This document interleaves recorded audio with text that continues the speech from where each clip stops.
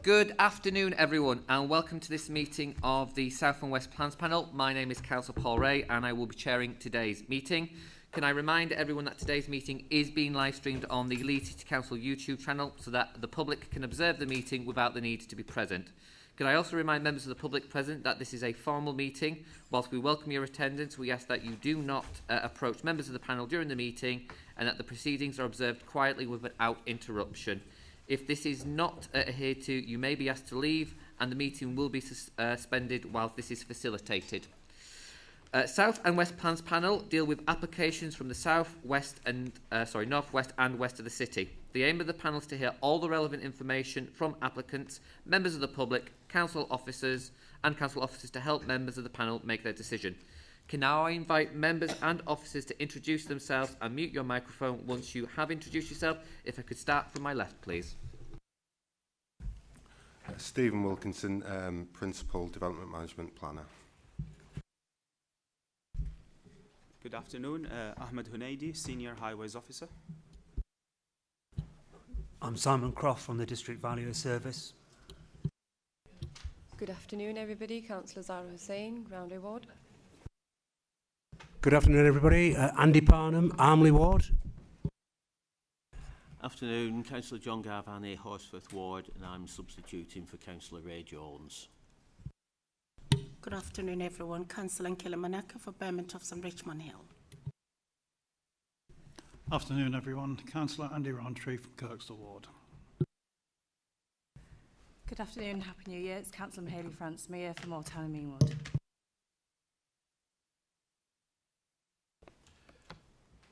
Hello, Ryan Stevenson, Councillor for Harewood. Councillor Sam Firth for Harewood Ward as well. Good afternoon, Councillor Penny Stables from Wetherby Ward. Hi everyone, Natasha Prosser, Committee Officer for the panel. Hello, Happy New Year everyone. Nikki Diol, Head of Legal Services, advising the panel today. Good afternoon, Jonathan Carr, Head of Development Management. Good afternoon, Steve Butler, Group Manager for South and West and Lead Officer at South and West Plans Panel. Thank you for that. Now, I wasn't aware that the members of the public hadn't actually come in by the point I read the first bit, so I'm just going to read that again for good practice.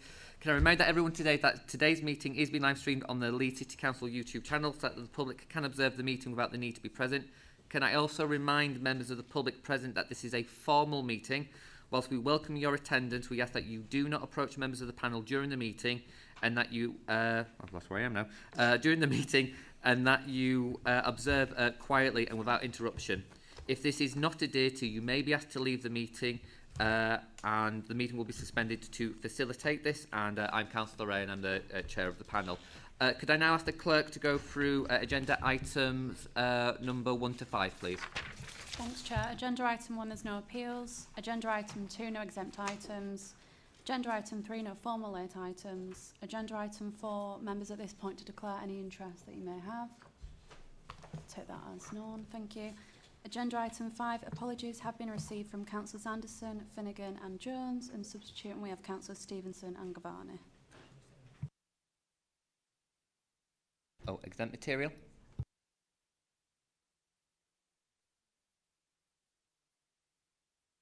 So just for clarification, there is exempt material for one of the agenda items that has been retained as confidential on the basis that it contains commercially sensitive information. Thank you for that. Item number 6, minutes of the previous meeting held on Thursday the 28th of November 2024. Do members accept these minutes to be a true and correct record? I will take silence as yes. Are members happy to move these? I'll take nod as yes. And are there any matters arising? Silence suggests no.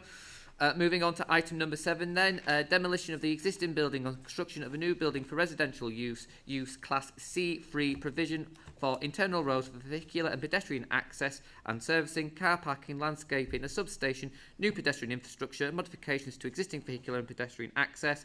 That was a long title. Can I ask the officers to present the application, please? Thank you, Chair. Yeah, so in summary, the development relates to the construction of 127 build-to-rent units on the former Wheatwood Police Station site at Otley Road. The scheme was previously considered and comprehensively assessed at the 31st of October Plans Panel meeting. At this meeting, panel members resolved to defer the item to allow the District Valuer to attend a future meeting to enable members to seek further clarity on the viability aspects of the application. And we are thankful that Simon Croft is here from the District Valuers today, and you'll have the opportunity to ask him any questions later on. In terms of updates, for clarity, the scheme remains the same as previously considered at the October Plans Panel, including the affordable housing offer, which was the key issue and is likely to be the focus for discussions today. Late submission, which clarifies the affordable housing officer, which remains the same, and the implications of the December changes to the MPPF. In terms of the MPPF changes, as I've outlined in paragraph 6 of the report, these changes are not considered to have material implications for this planning application. Whilst we acknowledge the government's commitment to the boosting housing delivery across the country, providing affordable homes still remains a key focus within the MPPF. So, I won't go through the whole presentation again. I'll just recap on the key elements. The scheme relates to 127 build-to-rent units, new green space, a pedestrian bridge, planting and car parking on a brownfield site within a sustainable location within the main urban area of the city. The key issues in relation to the scheme relate to viability, and the scheme can't meet the full requirements of policy H5 of the core strategy in relation to affordable housing provision. In terms of the affordable housing policy requirements, policy H5 of the core strategy gives applicants 3 options for build-to-rent developments. They can either provide 20% affordable private rent dwellings at 80% of local market rents. They can do the more traditional approach of on-site affordable housing, which relates to whichever zone they're in. So this one falls within the 35% zone, zone 1. Or they can do a commuted sum in lieu of option 2, which is the 35% provision, equating to 6.6 million in this instance. Within policy H5, there's no hierarchy or preference of which route to take, so applicants can choose either one of those 3 options. Notably, both the Council's affordable housing policy and national guidance permit departures from these contributions where they are justified by viability considerations. In this instance, the developers have produced a viability assessment which states the development is projected to make just shy of a £11 million loss. As such, the scheme is unviable and unable to contribute any affordable housing contributions. Notwithstanding this, the applicants have made the following offer, which I'll clarify in case it's unclear at the start of the report. So prior to the occupation of the developments, the applicants will elect to either pay the council £700,000 towards affordable housing and complete a late stage viability review mechanism, which is also known as a overage clause, to determine whether the scheme generates enough profit to provide any additional payments towards affordable housing, and this will be capped at the 6.6 million requirement for zone 1. Or prior to occupation, the applicants may elect to deliver 20% on-site affordable housing at the discount market rent, which would also be policy compliant if they were to elect to take that route. Given that the viability assessment shows they can't afford to provide any affordable housing, this offer is badged as a above policy requirement benefit, albeit the applicants have made it clear at this panel and at the previous panel and within the update note that provided that the applicant would not be agreeable to offering this 700,000 and the overage clause up should the application be refused and determined later at appeal. So as we do with all applications which present viability issues, we have commissioned the District Valuer to undertake a third-party review. of the applicant's viability assessment in the scheme. The district valuer's assessment of the scheme found some further money, found an additional 7.4 million within the scheme by making changes to several key inputs such as construction costs and increasing the projected rents. However, the conclusions were that the scheme still produces significant financial deficits of between 2 and 3 million and cannot provide any affordable housing as a result. So the district valuer also suggested that we agree a late stage overage clause with the applicants to enable the council to claw back further monies if the scheme was more profitable, which we have done. Now, the application obviously presents some significant planning considerations, and both ourselves and the district valuer have spent a long time assessing and considering the viability aspects of the scheme, notably at its lowest point, i.e. if no additional profit or on-site affordables are secured, the 700,000 offer is a significant departure from the expectations of our H5 policy in relation to affordable housing, and this is against the backdrop of an acute and immediate need for affordable housing in Leeds. However, policy H5 does allow viability considerations to be taken into account, and the district values have confirmed that the development cannot support any affordable housing in their expert opinions. In addition, the inclusion of a late stage overage clause within the legal agreement will assess the actual profitability of a scheme, given the potential to secure a policy compliant scheme over time, or at least reduce the policy deficit. There is also the chance that we could lose the £700,000 and the overage agreement if the scheme is allowed at appeal at a future date. So, as outlined in the report, officers feel on balance that the overage clause provides some protection, and the comments from the district valuer justify the departure from the policy. However, we must stress that the NPPF states that the weight to be given to a viability assessment is a matter for the decision maker, having regard to all the circumstances in this case. You'll note that we've included a lot of financial material in the appendices, which will allow you to draw your own conclusions in this regard, but it also shows the depth that the DV and officers have looked into this. So just to sum up, it's a vacant brownfield site for 127 units with new planting, new on-site green spaces, above policy biodiversity net gains and low carbon technologies. And whilst there is a key concern in relation to viability, we think this is mitigated to some extent by the offer put forward and the overage clause. So, as officers, we're seeking to defer and delegate the application to the Chief Planning Officer for approval, subject to the conditions and the legal agreement outlined at the start of the reports. I'll just clarify one point. The officer recommendation states to allow us sufficient time for the expiry of publicity on the 6th of November. This, of course, has now lapsed. And I can confirm that no new representations have been made during this period. Thank you.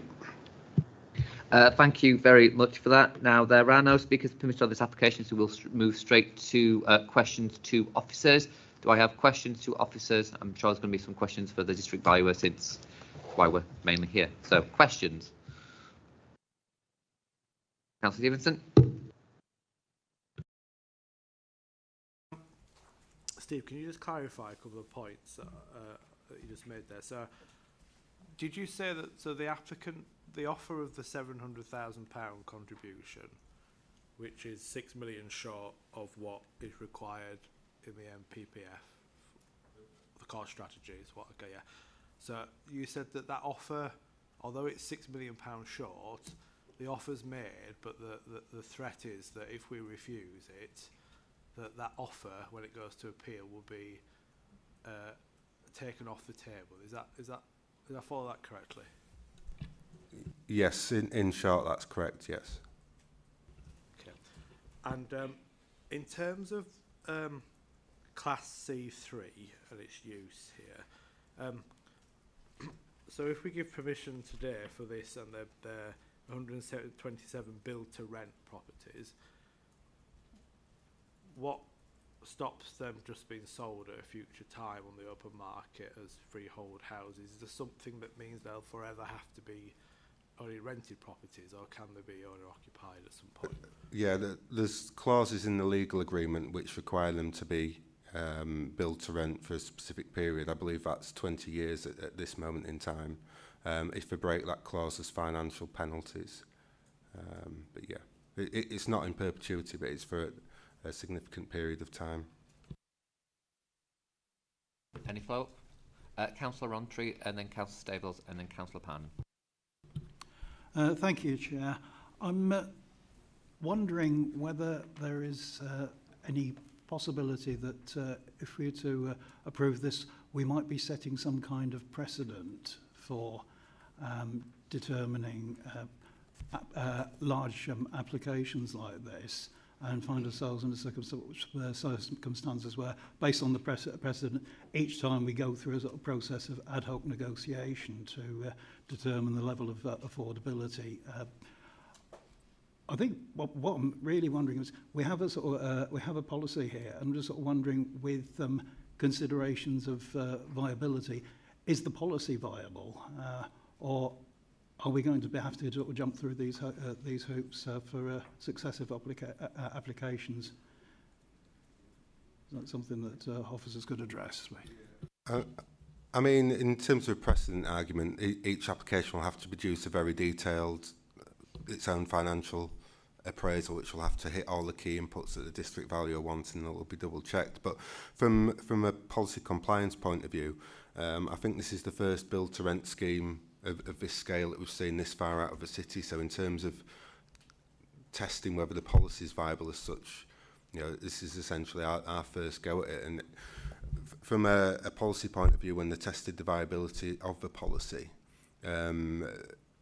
we weren't expecting build to rent schemes to go that far out of the city centre. So that's potentially why they've been unable to meet it in this instance as such. But as I say, we have looked at the detailed aspects of the scheme and the inputs, and the DV have double checked those as well. But it's you know, it's essentially a new market for build to rent this far out of the city. So I'm sure it's something that we'll look at the next review, but at this moment in time we haven't got anything else really to compare it to. Sorry, Chair, just to qualify, when Steve mentioned the first bite of the cherry, it's not a first bite of the cherry for the city. I mean, Mr Croft was here from the DV, he does have experience of these sort of schemes within the city centre. It's just in our patch, as it were. Any follow-up? Councillor Stables. This is a question to Simon. When you're looking at the viability, do you take into account the fact that if we agree to this planning proposal, that there will be a 3-year time period in which they can effectively hold on to the land before they build, or build and then hold on to the apartments, and therefore do you look at the likely increase in value over that 3-year period, which presumably is what the developer is doing in order to make this viable to them, because clearly they're not going to build at a loss. And also, so in terms of the overall value, and also do you look at the increase in rental value likely, because given rents are going up over that 3-year period? Thank you. Okay, I think a couple of points there. First of all, when we undertake a valuation such as planning viability, and it's the same whether we're valuing, doing a standard red book valuation of a house or a factory, is we're valuing at a snapshot in time, here and now. We are not trying to predict where the rent is going to be in 12 months' time, 6 months' time, 18 months' time, because, you know, whilst you can look at trends in the past, you don't know what's going to happen in the future. And the value of build-to-rent build-to-rent properties not only includes rents, but includes yields. I think it's fair to say that whilst the rents will be based on what we estimate is the correct rental value at that moment in time, yields, and this is across all yields across commercial and residential property, investors will offer a bid for a property based on a yield, and that yield will reflect what they expect rental growth to be in the future. So it's interesting that over the last 2 or 3 years, interest rates have gone up quite considerably. Yields for A lot of commercial investment properties, be they retail or office and what have you, have also gone up, but yields for build to rent have gone up, but not very much. They've gone up maybe 25 or 50 basis points. So my view of that is that investors within that yield are assuming that they're going to get rental growth in the future.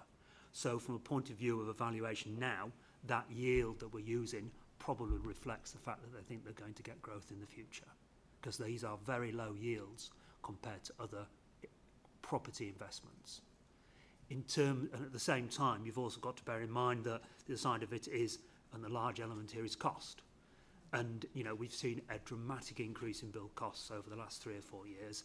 And, you know, one of the questions I think if you look back is, have rents and yields gone up enough to allow build costs to go up to still provide viable schemes? So that's, I suppose, that's the first problem if from your point of view. And I do appreciate what you're saying, is we're looking at it as a snapshot in time. The second issue, I think, is, you know, we do our report, we say our report is valid usually for 3 to 6 months, because that's the time scale we're doing it in. If the council decide that if the developer hasn't proceeded within 12 months, 18 months, there's always a lead-in period, whether they want to have another review at that stage, you're negotiating a late stage review, but, and as I say, I didn't do this particular case, Ellen Atkins did, so I'm stepping in at the last minute, so I'm doing my best to answer questions. Whether you want to have a review prior to the commencement, if they don't commence within a certain period of time, that's a question to the council. Sorry, I think from that point of view, we decided that a late stage review was probably best, because at that point, late in the construction stage, we know the actual costs associated with it. So you know, that's got the benefit of reflecting the actual cost rather than the theoretical costs. And there is, as you say, if the rents do go up and there is more profit there, that's a mechanism to claw back some more money. So we think the average clause is late stage average clause is very important, and we won't be supporting the scheme without it. Any follow-up, Councillor Davis? So the late stage, the overage clause, has that been used in other cases across the city? Has done effectively, right?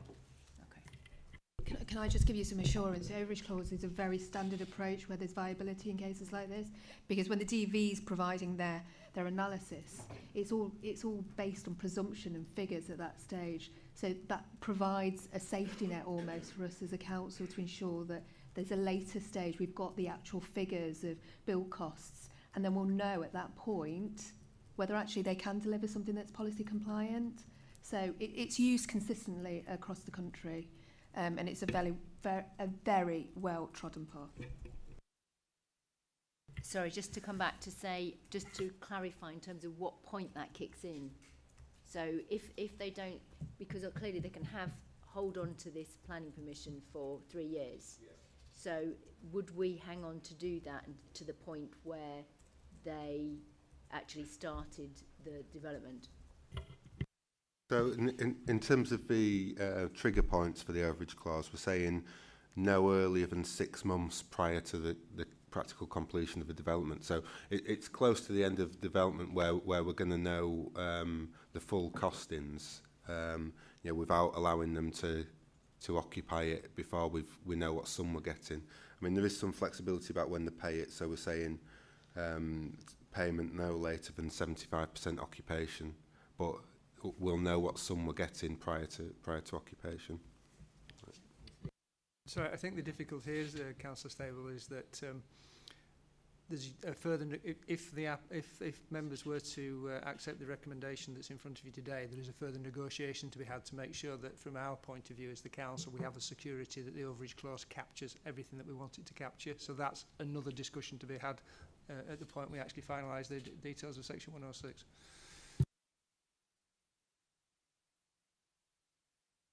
Well, my question was around the overbridge clause, so that's all been answered. Thank you. Any other questions for Councillor Stevenson? Just to the district valuer, when you did the assessment on the site itself, do you assess just the proposal or other options on site? For example, building I think it would be 82 houses for sale in the open market, which would do like 42 affordable at the 30% clause. Do you value that up as well? So we... Apologies. So we value the scheme in front of us. And in this case, we've valued it on the basis of a build-to-rent scheme. Sometimes we're asked to do schemes like this and we're asked to value it both on a market sale basis and a build-to-rent basis. But the basis here is a build-to-rent. We have not valued any of the scheme in terms of a proposed scheme. But what we do here is we compare the residual value of the proposed scheme. In other words, take the gross value of what it's worth when it's complete, deduct the build costs and professional costs and disposal costs and profit from that. That gives you a residual figure.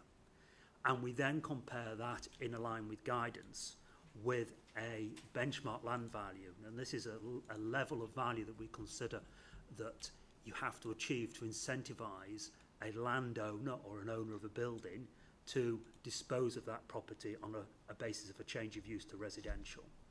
And in calculating that benchmark land value, it allows you also to look at what we call an alternative use value. So if they did a different scheme on there for which the council would grant consent, you can value that scheme as a way of calculating that residual benchmark land value, if that makes sense. And I know from talking to Ellen that they looked at a scheme of dwelling houses in consultation with the planners based on full policy affordable and what have you, to give them a value for the site on that basis. But that was something I think that DVS did as part of a checking process. At the moment in the stage 2 report, we actually have a nil benchmark land value. Our view in terms of the building as it stands is a police station. There's no demand for that location for a police station, so I think we said actually it's worth £1. So, you know, we try to be quite hard in that respect. But we have, just for clarity, we've only valued the scheme in front of us. But we have a quick supplementary to that. So on the assessing it as a dwelling development, market value, etc. So there was an assessment done somewhere, and did that assume that it was a viable project on that basis? I think I've got it here. It was a scheme of 35 units with full affordable provision, and SIL showed a value of £970,000.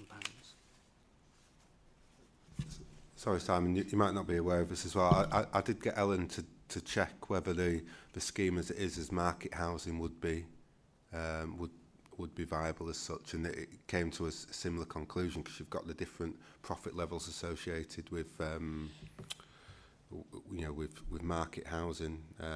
They're higher than generally on the build to rent, so even as a market scheme it couldn't stack up, because that was one of our early considerations that we wanted to check. But as planning officers, our hands are tied in a way as in terms of assessing the scheme that's in front of us. Might come back to that one, Chair, but the other two quick points I had was just to ask, at present who owns the land? Is it the applicant has ownership, or do they have an option on it? My information is that the applicant, I believe, owns the land, and I have a purchase price here of £3.5 million. And finally, can somebody tell me how many affordable housing units elsewhere in the city does £700,000 build? It wouldn't be an easy calculation for us to do.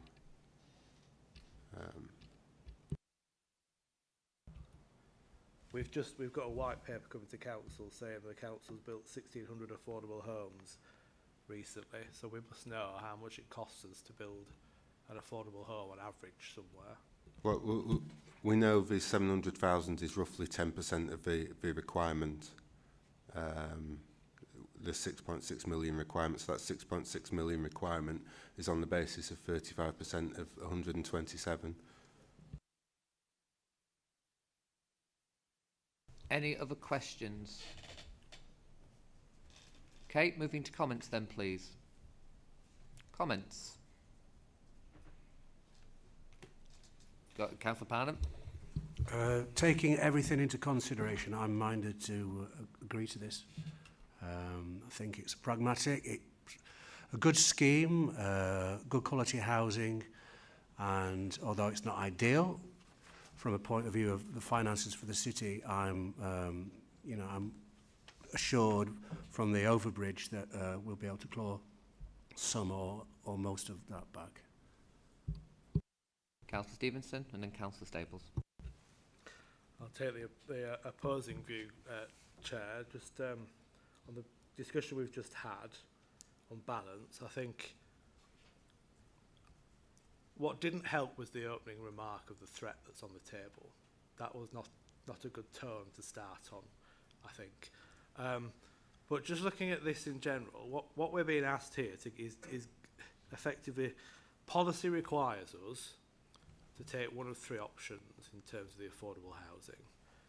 And at the top of that is £6.5 million on the table. We're being asked to give all that up for £700,000, which on the calculations we've just given, will build 4 affordable houses somewhere else in the city. 4 affordable houses somewhere else in the city, letting up what should be £6.5 million. We know the owner, the applicant is the owner of the site and paid £3.5 million for it. That's their risk at present. And their threat to us is £700,000 for 4 affordable houses somewhere else or nothing. And I think I'd be prepared to call their bluff and say, you go off to appeal then, because all that's worth to us is 4 affordable houses somewhere in the city. It's worth £3.5 million to them, and if it's refused, they've got to then dispose of this site, knowing that nobody else is going to buy it from them because they can't build it either.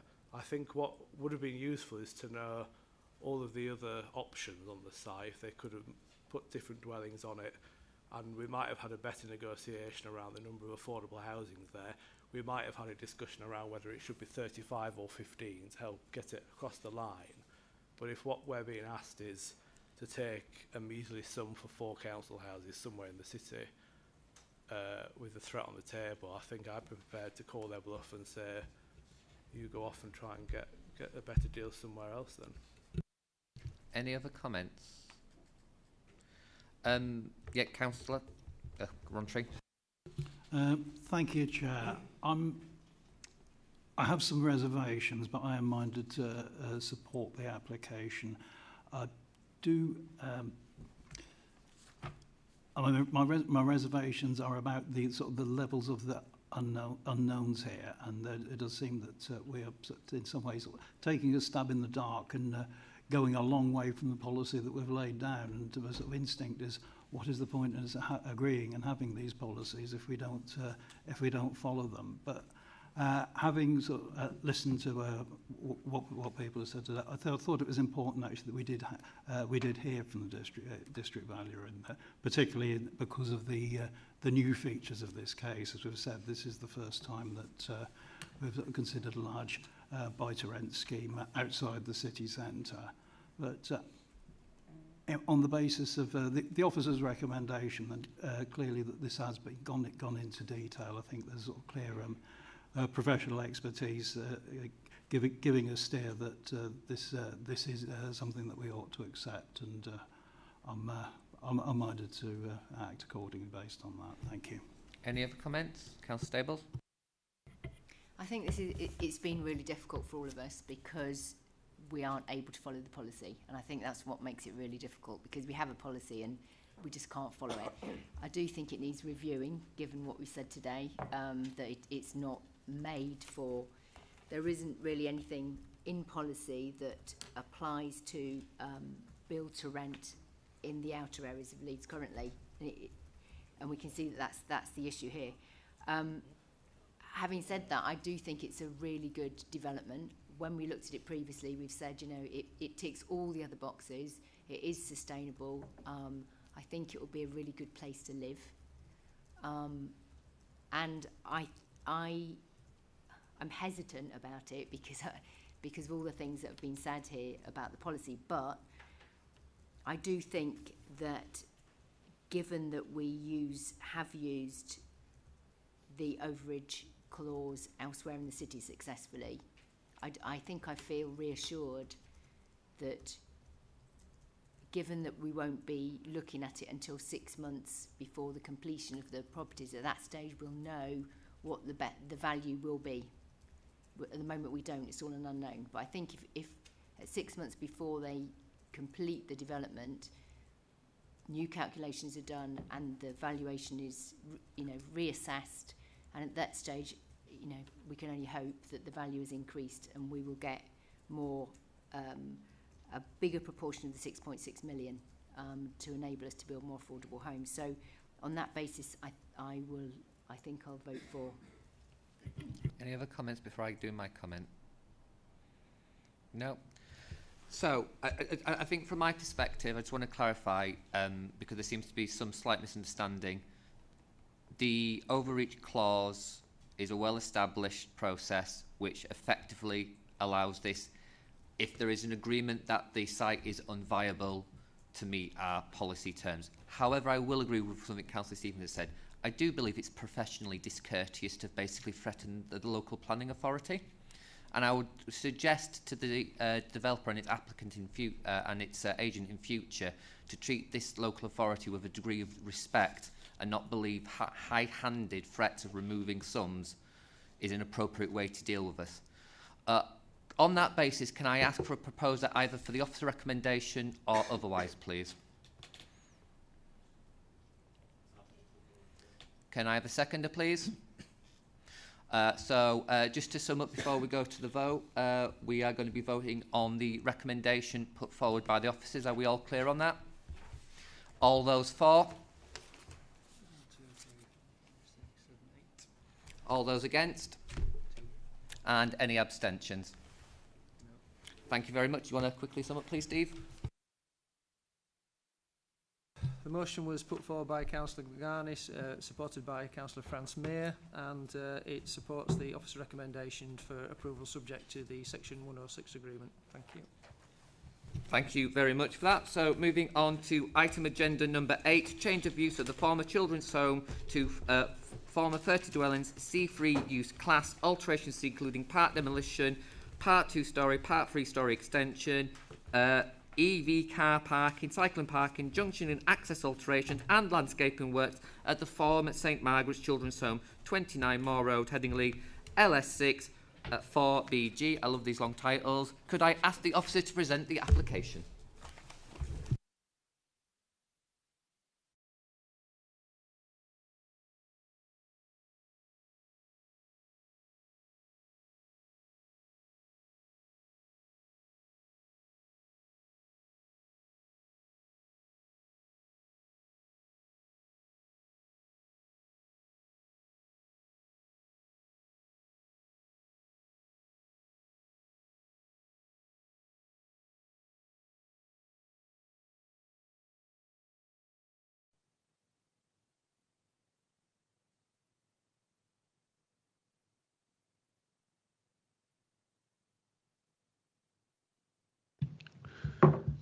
Thank you, Chair. I'll just let the Conservation Officer be seated.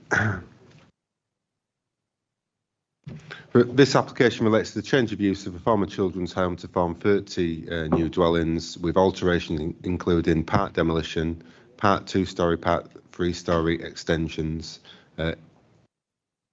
electronic vehicle car parking, cycle parking, junction access improvements and alterations and landscaping works. And the site is the former St Margaret's Children's Home on Moor Road in Headingley.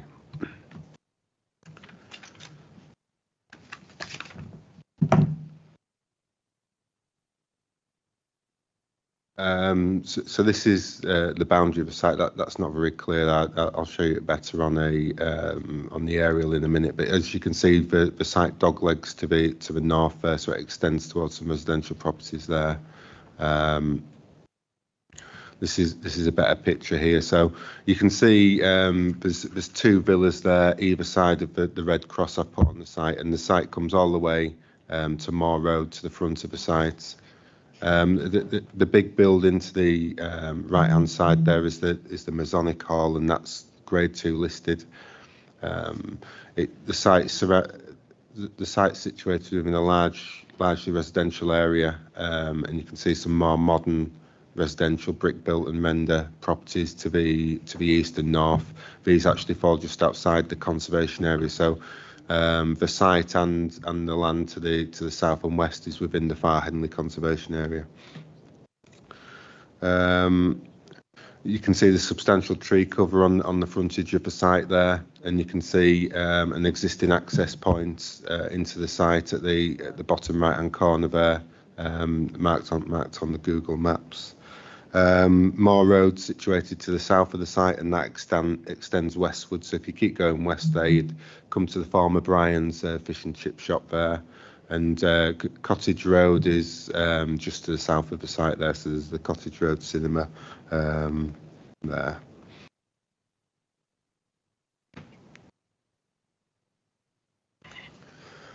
Oops. So this is the existing site access, so it's quite close to the junction with Castle Grove Drive and close to Moor Road itself. So Moor Road's on the left there, and you can see the gates on the right-hand side of the picture there. And this access would be widened as part of the development to allow refuse trucks and people to pass side by side. And this is just a closer look at access. So the site's been vacant for such a considerable period of time, but there's grass now growing over the former tarmac road. This is the other access to the site. So this was for the left-hand villa, so that was number 29 Moor Road. And this access is going to be used for pedestrians only moving forward. And you can see a glimpse of the villas there. So those villas are set on a higher land level and approximately 60 metres back from Moor Road.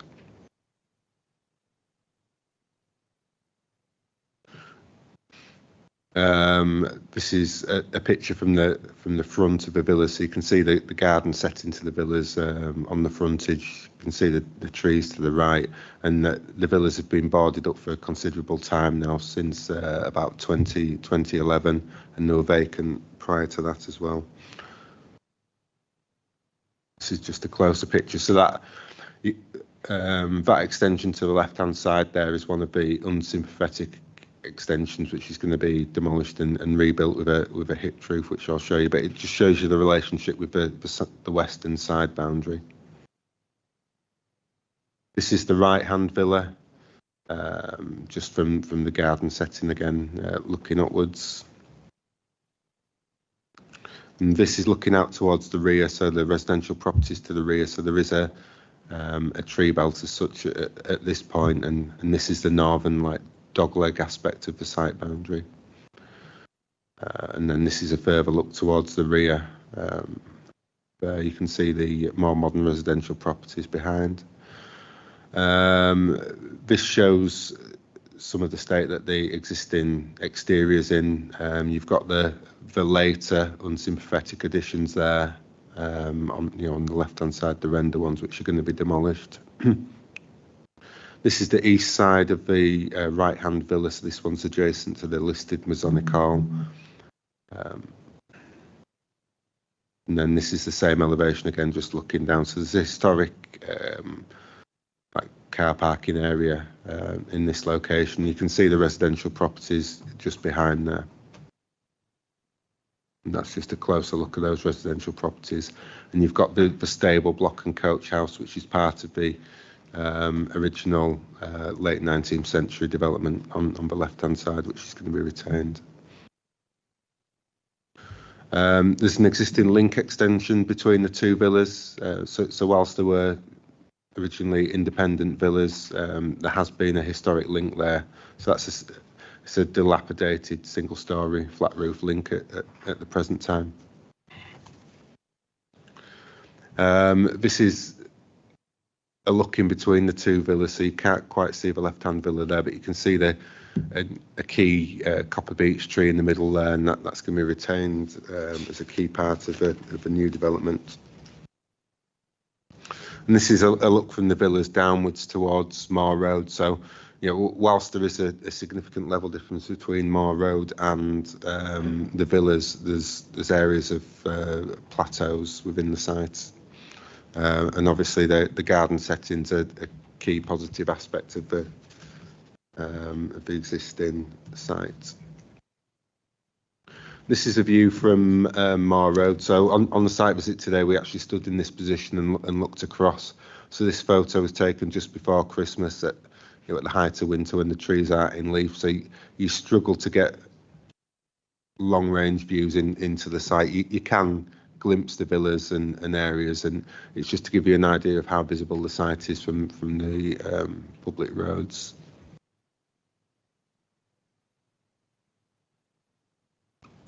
This is just another picture from a different angle showing similar things. If you look at the bottom right, there's some of the interior pictures. So whilst the property needs significant external work, internally it needs a lot of investment as well to bring it back into use. But these are, the actual original villas are key conservation assets, and would value them being brought back into a sympathetic use. The top left there is a better picture of the rear, which shows the more modern render extensions which are going to be lost as part of this development and redeveloped. And you can see some of the windows there prior to the metal casings being put on.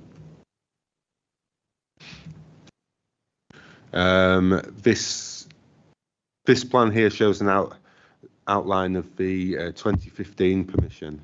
So in 2015, we previously allowed an application for 32 extra care units for the elderly, and they had similar extensions. So there you've got to the western wing there, you've got quite a substantial extension going up towards the rear of the site. You've got central linking extensions and also additions to the rear of the right-hand villa, and that included parking. That utilised the existing access to the bottom right, and had parking on the east of the site. Yeah, it's hard to speak into the microphone.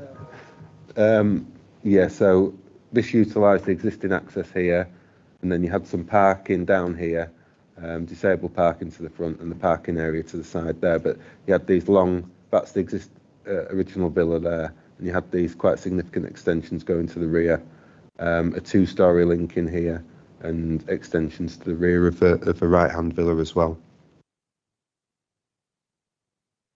And these are just elevations of the 2015 permission.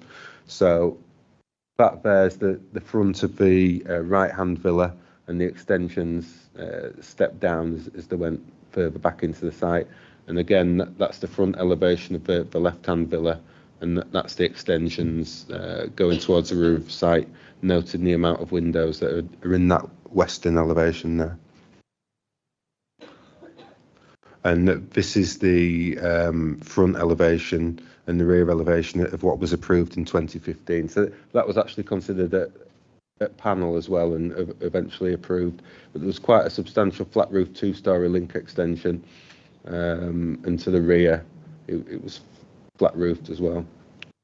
So that permission has expired and was never implemented. However, it's still contextually relevant because a lot of the policies that we're considering under this application remain the same. This is a block plan. It's not particularly clear of what now is proposed, but what you can see from that is that the actual footprint of the development is very similar to what was historically approved.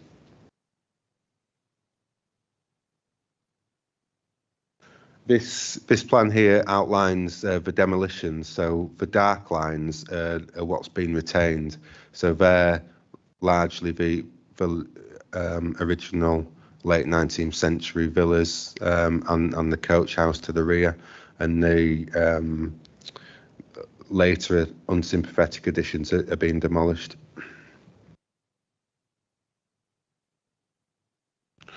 This is the lower ground floor plan. So subterranean units can be quite difficult to accommodate sometimes, and they're only actually proposing 4 units here, and these all look out onto quite a substantial rear terrace. And then this is the ground floor plan. So you can see the extensions. There's quite a significant extension to the western flank there. That's set behind and set in from the villa. The dotted orange line you can see is the historic 2015 consent. So it's within the parameters of that. But I just wanted to draw you to the window layout. So you've got the only windows on this side really are these bedroom windows, which are all a sufficient separation distance to the boundary, well in excess of our requirements. And for bedrooms such as like this one here, they've decided to not put windows in the side elevation. That's got a window looking this way. Likewise over here, where you're coming close to the residential boundaries, the windows look northwards there, and that's a landing window. That's a landing window. So the nearest bedroom windows are around here, which is replicated on the upper floors as well. And where the development comes close to these rear ones here, the windows all look westward. So they've tried to develop out any overlooking issues. To the front of the site, you've got the main entrance here, and you've got an access ramp coming round. There's a small terrace to the front, and then there's lift access to the other floors down here. But the first floor follows a very similar pattern and fenestration pattern in terms of overlooking as well. It's a mix of 1 to 3 bed units, 30 in total, 5 of which are affordable. And there's 2 units proposed at second floor level. This roof plan shows a location for solar PV and the air source heat pumps, with the full details to be developed by planning condition. In terms of the elevations, you can see a 2-storey link extensions proposed in between the villas. You can see the dotted outline of the previous consent again, but I think this link extension's been achieved a lot more sympathetically than the previous one. It's a lot simpler and more ordered in design terms. The existing villas themselves will be refurbished, and the windows will have a condition on relating to a window condition survey, which will either repair or directly replace, like for like, the windows within the main villas. The bottom picture there shows the east elevation, so that's the one that faces the Masonic Hall. And there, they're retaining the coach house, so there's only a limited amount of infill extension in there. This is towards the rear, so I'll show you a better image of the rear later, because that doesn't take into account the terraced area. But it's a simple ordered design with red brick in there. And the western elevation down here,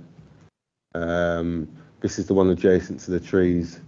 So compared to the historic consent, there's a lot less windows in this location, but that's largely to overcome any overlooking concerns. But these 2 elevations are not visible within the wider public realm. This bottom image here is a better idea of the rear elevation. So as you'll see on the next the landscape plan when they bring it up, there is a lower terrace. So they've an area cut out here, creating a 3-storey development, but it'll generally appear as 2-storey when viewed from the rear. In terms of landscaping, the development sought to retain the verdant character of the existing site. It's maintaining the current access up the right-hand side, and a new almost like loop access is coming around here to provide additional car parking. So in total, there's going to be 39 car parking spaces. and to the rear you can see the extent of that terrace, which is going to be stepped.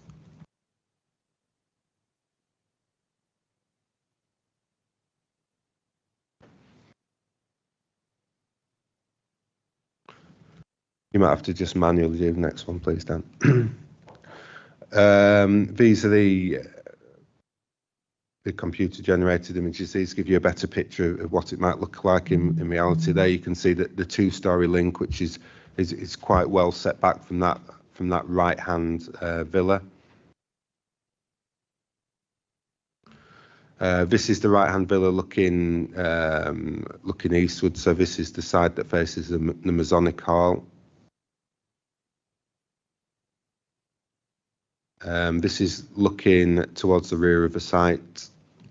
You can just see the brick elements in there, and you can see that whilst it is three-storey, it is set below the rest of the development.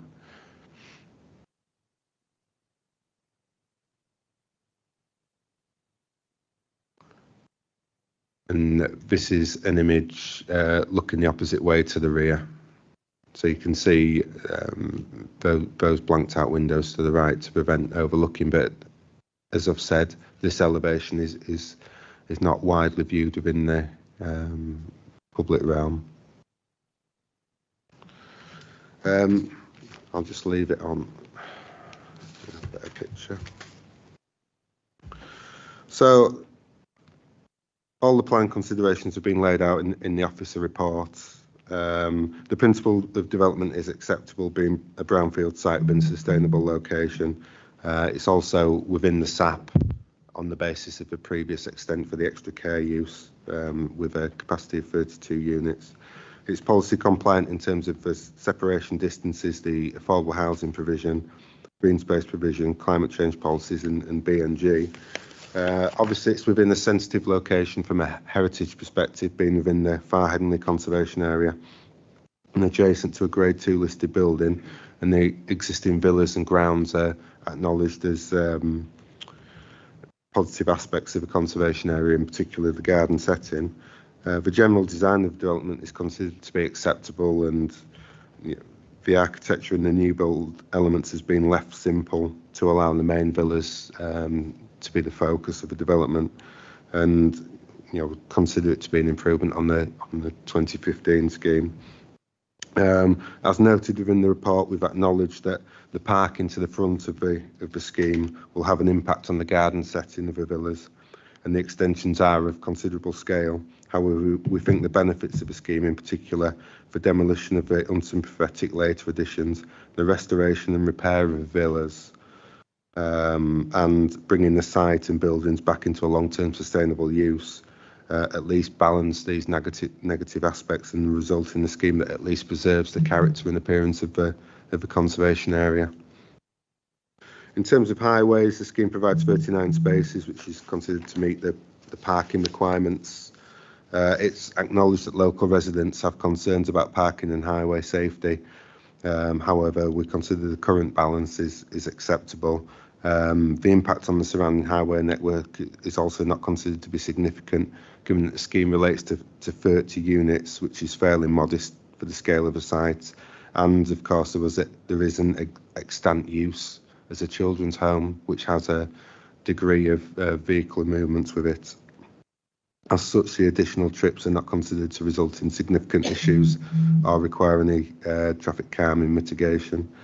In conclusion, the officer report notes some minor conflicts in relation to housing mix, in particular the lack of 3-bed units, some small issues in relation to the amenity of future residents, and the replacement planting provision, and these generate negative weight within the planning balance.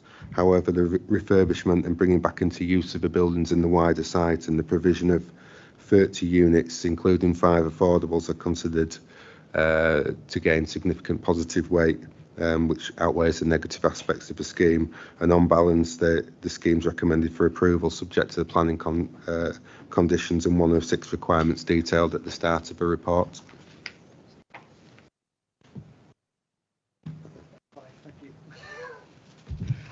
Thank you very much for that. I've lost where I am now. There is an objector here in attendance. Could I invite Mr. Joe Foster to the table? You will have 4 minutes to address the panel once you are ready. Thank you.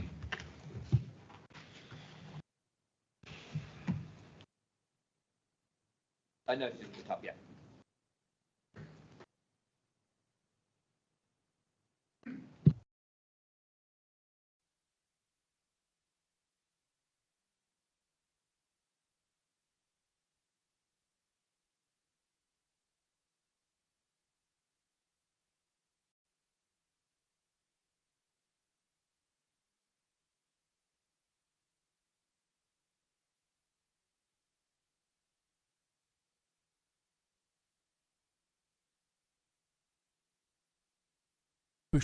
Okay, thank you. I'm Joe Foster from the Far Headingley Village Society, and I've lived in Far Headingley since 1969. We're in broad agreement with the current plans for the development of 30 apartments, and we hope they can be agreed and built soon. However, we feel that the loop road and parking spaces that cut through the garden of number 29 should be dropped. They seriously diminish the amenity value of these gardens for the local community and for residents. The existing woodland and terrace garden at the front of the buildings are cherished landscapes within the conservation area and should be preserved and enhanced. We cite these points in support. One, the 2021 sales brochure made the council's policy on the woodland clear and garden clear. Although not listed, the buildings in their garden setting have been identified as significant undesignated heritage assets within the conservation area. And it goes on. The three-line sites provide a heritage setting which must be protected. Heritage issues, which were addressed in great detail as part of the Planning Permission scheme, included the need to preserve the building line at the front of the villas, protection of the mature trees, a retention of the open garden area to the front of the site with no prospect of additional built development there. And it continues, the open garden is viewed as being very important to the conservation area, as are the protected trees. The extensive hard surfacing will not be viewed positively by the local planning authorities. This is all clear to the developers when they started. It was echoed by the report of the conservation team from the 24th of July. You've probably heard all this before. The garden setting of the villas forms a positive part of their heritage significance, showing their original status, and the mature trees on the site contribute to the sense of their age and history. The scheme would have a significantly negative impact on the garden setting by way of the dominant impact of vehicles to the front due to the proposed loop road and extensive parking. This is repeated in the planning officer's report. We've just heard that. The garden setting of the villa forms a positive part of their heritage significance, showing their original status. The scheme would introduce access roads and parking within the front garden area. Whilst the level of the frontage parking has been decreased through negotiations and no built development is proposed to the front of the villas, this element of the proposal would have a negative impact on the garden setting of the villas and would be harmful. And point 4, the number of car parking spaces is inflated by the choice of housing, which this is also addressed. There are 40% of the housing mix, that is 12 units, are one-bed units, and only 10%, 3 of them, are 3-bed units, versus the preferred mix from H4 planning considerations of 10% one-bed units and 40% of 3 and more bed units. So we don't agree with the mitigation put forward in paragraph 78, which said, in this instance, the proposal is located within an area where 1 and 2 bed flatted developments are not too prevalent, which is given without evidence. There is high demand in the area for family dwellings, such as 3 and 4 bed apartments. Adopting the core strategy target within the same floor space would result in fewer units and fewer parking spaces needed. The report also suggests that the developer will assist in securing one car club space on Moor Road without identifying that space. This is in paragraph 114. Will assist is 2 weeks. We suggest that the development... I will let you finish your sentence, but then you'll need to conclude, please. Okay. Well, the harm done by the loop road is clear. We propose that many of these spaces could be accommodated to the east of the access road, that is Okay, adjacent to... I'm sorry, that's 25. a very long sentence, and I think you've made your Okay. point, so thank you. Open it up to questions for the panel to the objectors. Councillor Stables, please. Any questions to the objectors from any panel members? Yeah, Councillor Firth. Can I ask, have the Village Society been invited or approached the developer separately to be able to discuss the No. planning application with them? Any follow-up? No. Any other questions to the objectors? Thank you very much for your time. If you'd like to go back to the public gallery, please. There is a... there is a speaker in support of the application. Can I please invite Colin Briggs-Campbell, the architect, to the table? When you are ready to address the panel, you will have 4 minutes. So thank you.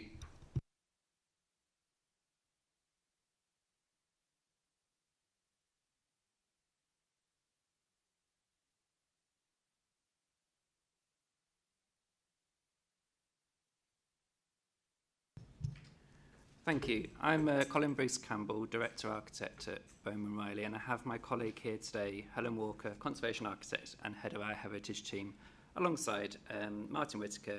He's a Director of Optima Highways. We are available to answer any questions from the panel.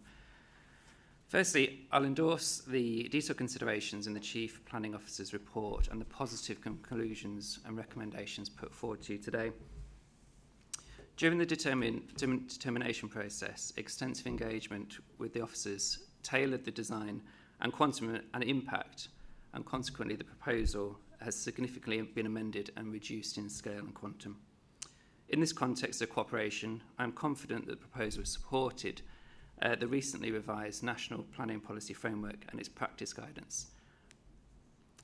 This proposal is an example of good heritage design and appropriate to the particular circumstances on this site in Moor Road, in respect to the use, the concept, the design, the scale, the height, the massing, materials and the landscaping. This proposal will preserve and enhance the character and the appearance of this part of Far Headingley Conservation Area. It will complement and add variety to, rather than detract, from the character and the immediate vicinity, including the wider locality. This proposal will provide substantial public benefits, including 30 new homes in a highly accessible location, 5 of which will be affordable. The regeneration of a vacant brownfield site, bringing back into use dilapidated local heritage assets on a troubled site in the conservation area. Access and highway improvements, it will also bring financial commitments to local green space and biodiversity. It will protect the reasonable amenities of neighbouring residents, and it supports the government and the local planning authorities' objectives of making more effective use of land for all sections of the community in accessible locations. There are no adverse consequences for local highway safety, and it is compliant with the special duties of Sections 66 and 72 of the Planning and Building and Conservation Area Act. It also benefits from the presumption in favour of sustainable development. Indeed, as a local experienced architect from a local company, I think it's fair to say that this provides a sustainable future for these valued assets. There are positive local buildings in the conservation area that urgently need investment now. This proposal is a clear opportunity to secure that investment, which would underpin the Secretary of State's key support in the framework and practice guidance for the long-term conservation of heritage assets via incentives for their active conservation. Finally, I could perhaps say that the proposal is based on best planning and architecture and heritage principles. It merely seeks to retain, alter and extend number 29 and 31 in a sophisticated way. This reflects the current needs of the community for attractive and high-quality residential accommodation in this accessible location. The planning system is designed to promote such change in the public interest, and consequently, I would invite you to grant conditional planning as suggested, so these buildings and grounds can once again make a positive contribution to this part of the conservation area along Moor Road. A used building is maintained, a maintained building is inhabited, and an inhabited building is sustainable. Thank you very much for that. Any questions to the applicant, please? Councillor Stables. I just wanted to ask you why, as for part of the building, I think it's the north section, that you use brick, given that the most of the building is in stone. We carefully analysed particularly the local vernacular in and around Headingley, and there's a lot of precedents where properties have a stone frontage and the returns or the rear elevations are constructed in red brick. It was a vernacular response to the architecture without imposing a monolithic type architecture. Any follow-up, Councillor Stables? Councillor Firth? Given I was going to go on a similar line, I do think that actually it's quite an interesting part of the building that there is the brick part of it. I wanted to ask as a result then, well actually, sorry. Right, in terms of the questions that were raised by the objectors about the aspect of it being garden villas, is there a particular reason why you decided to put the parking where it is, given the garden setting and the reservations that have been raised by not only the conservation team, but also their members of the public? Yes, perhaps I'll answer that from a design perspective. There is no other place that is appropriate and sensible for the required parking to bring these vital, these buildings back into the community. We explored very extensively in and around the tree protection areas, and that it's a very concealed location behind that stone wall on Moor Road. Given the reservations raised about the fact that these buildings are obviously the buildings that are relevant to Castle Grove itself in its previous life, would you even consider potentially replacing the red brick with stone to keep it in keeping, given that it's in the Far Headingley Conservation Area? There is a big emphasis in all of those documents on the stonework of those buildings, and given that the particular area that is brick, yes, isn't, well, it's to the side rather than to the rear, then as a result, would you consider potentially making that stone rather than brick? The materials are subject to a planning condition as standard practice, so that could be explored as part of the discharge of condition. Sorry, briefly, Chair. I just asked Steve to go back into the slides. Mr. Campbell made the reference to the local vernacular. And one of the benefits of the site visits, of course, is you actually get to see that for yourself. But as you can see there, and there are other photographs that evidence this, that looking back from the rear of the property, there is quite a lot of brick that's in evidence there. So whereas the building itself, in terms of the extensions and the stonework, responds to others on the east, west and south elevation, on the north elevation it responds to what's at the back. I might suggest it's a question maybe for the Heritage Officer when we come to it. Any other questions to the applicants, please, colleagues? No? Thank you very much for your time. So, moving swiftly on to questions to the officers. Any questions to the officers? Councillor Stables got in there just before Councillor Firth. Is it about red brick? No, that's not about red brick. So I had a few questions actually. One of them was you when we were looking at where the windows were positioned, I know that you were saying that it was compliant with the distance to the boundary. I just wondered what is that distance?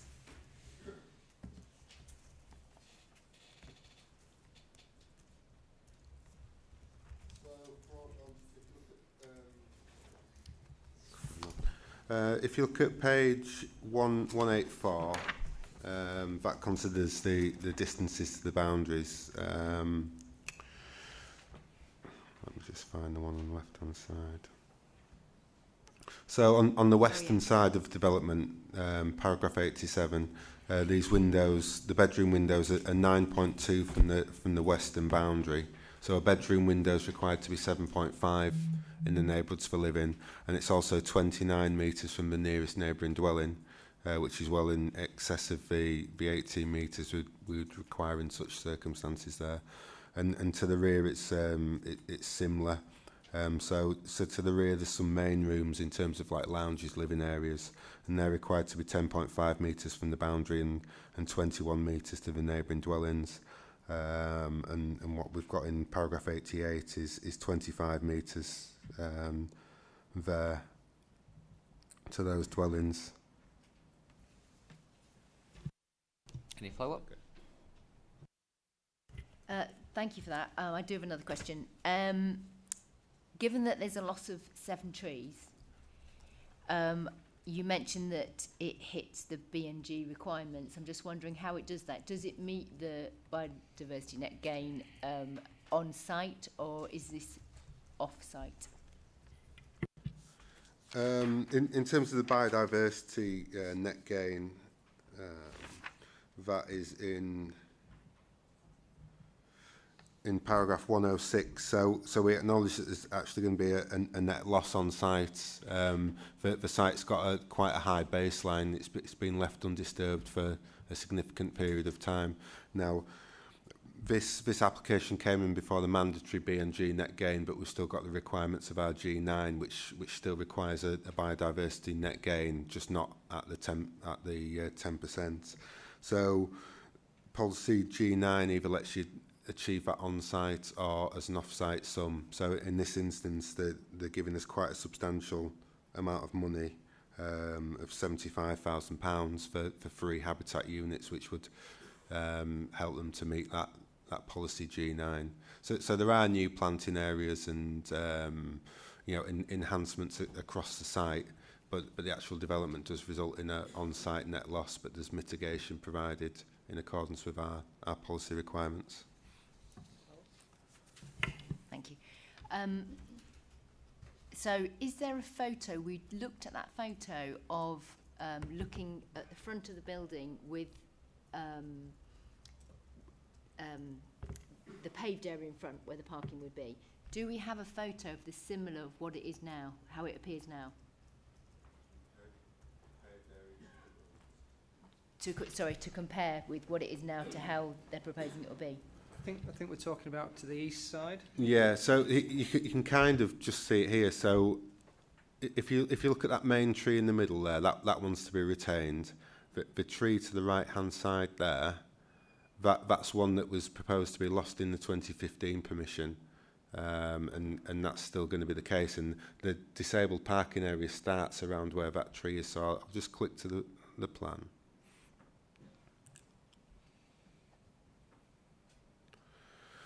If it's working. Dan, have you got the other pointer? It's all right. I think it's working now. So that's the historic permission, and you can see the big tree in the middle there to give you some reference point. And are you meaning the parking area to the east there? Sorry, I'm talking about the view we were just looking at. Yeah. That you showed with all the parking at the front, which was being.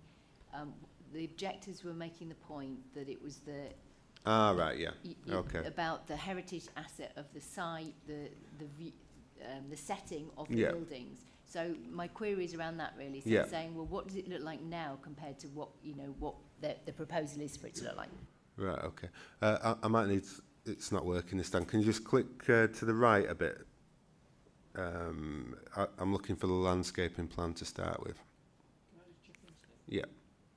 I'm sorry, I feel like I'm selling the site visit design a bit here, but you needed to really be on the site to understand that, because it is completely and utterly overgrown at the moment, because it's been left certainly vacant and boarded up, for we understand, from around about 2011, and we think they moved out, or principally moved out, possibly 7 years before, so it's very overgrown.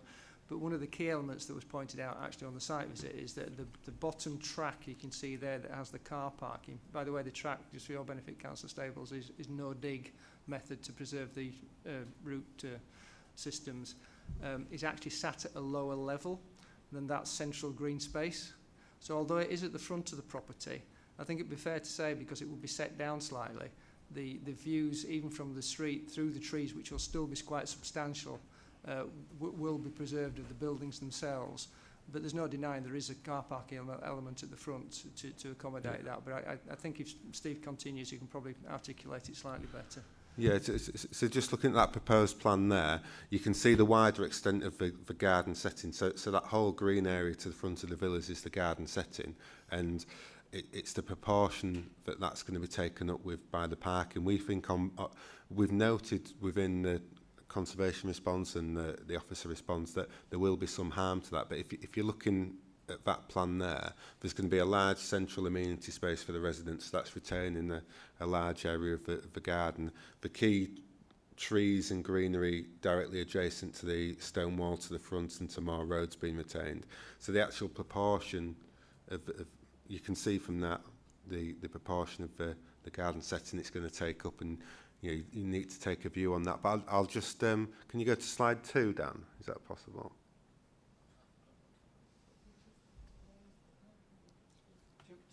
Sorry. Go back to, yeah. Can you go back to that the drawing we were just on? If this thing's working. So that's the parking to the front. But the dark green there. Right. Those bays. There's a tiny bit there. And some here, a little bit there, and then there's a little bit on this side. But these are the ones I think that. Sorry, these are the ones that I think that the objectors were principally referring to. And the western extent. Yeah. And what's obvious on site is that area here will be set slightly lower. Yes, it's in front, but it's lower. So when I talked about the views into the buildings, that will still be retained, albeit hindered by the mature trees, because you don't want to take them out, I don't suppose. Yeah.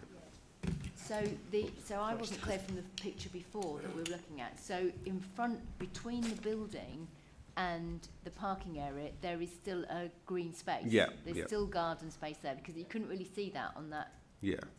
Yeah. That looks like it goes right up to the building, which is what I was thinking. It's the garden space on the right. I'm confused by what I'm looking at there compared to there. You know what I mean? The angle. There you go. Yeah. I think it might be a Jaguar, actually. Is it a Jaguar? You reckon? Anyway. So that vehicle, whatever it might be, that was in British Racing Green 2, was parked there. Yeah. So the turning head went beyond it into there, but you've still got that area here before the building itself on that western side, and of course you've got this great chunk in front here to be retained. So it's not as close as that. Those images are awfully quite distorting, unfortunately, because of the perspective. So I still think it's an E-type personally, but that's where it is. And of course, just to reiterate, the other spaces to the front are there, a couple into here, and a couple on this side. Yeah. And there was a query in relation to whether more parking could go to the east, but as you can see there, the disabled spaces are there, and there's actually the refuse stores up there close to the building, so you need a turning head for the refuse truck. And that was the existing concrete area that I showed you on the earlier pictures. Okay, are we okay? Yeah, Councillor Firth. On to heritage. Given the Victorian Heritage Office, given the building itself and all of the properties surrounding it that are in the conservation area of Far Headingley are largely stone brick or sandy coloured brick. Therefore, as a result, wouldn't it be more sympathetic for the whole of this development to be the same colour rather than the 1940s, 50s, 60s development that's Castle Grove Drive to the east, that is actually a much smaller impact compared to those on the west side, and also the fact that these properties are related to the listed and need to be sympathetic to Castle Grove Masonic Hall.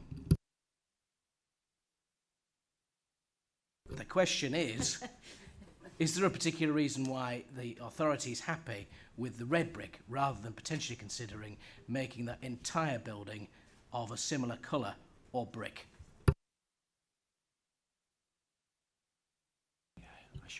I should know by now.